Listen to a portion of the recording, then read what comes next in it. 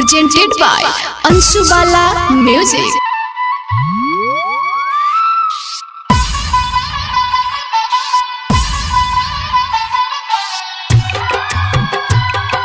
Balaji recording studio Jadavpur. DJ Subhash Jagdishpur. जातो बारू ससुर हमर कैसे लागी मन, दिले बानी सीम जवन करी ना बन। जातो बारू ससुर हमर कैसे लागी मन, दिले बानी सीम जवन करी ना बन। धन ए हमर धन करब फोन मनावा मन। धन ए हमर धन करब फोन मनावा मन। Presented by Anshu Bala Music. DJ Subhash Jagdishpur.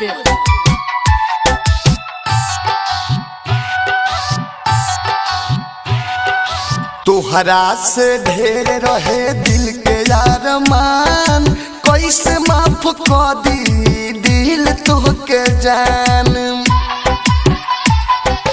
तोहरा से रहे ढेर दिल के अरमान, कैसे माफ कर दी दिल तोहके जान। मनैयार जनैयार कबो ना भुलाम, तोहर से कहियो ना हम तो भुलाम।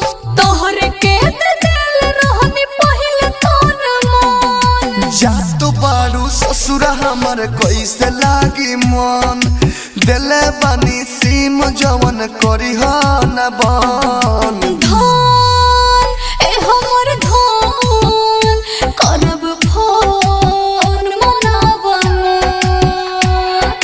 धन ए हमर धन करब फोन मनावा मन।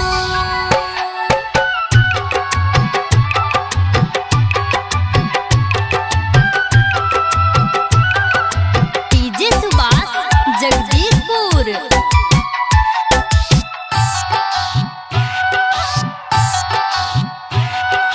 बात मानतानी तू दीह ना धोखा, मिले हयरवा से मिलते मौका।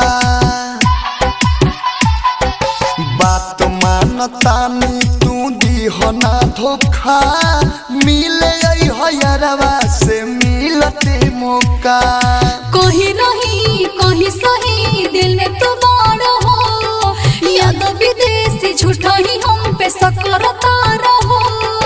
दूर के सब दर्द के कैली अनशुभन। जातो बारू ससुर हमर कैसे लागी मन, दिले बानी सीम जवन करी ना बन। धन ए हमर धन करब फोन मनावा मन।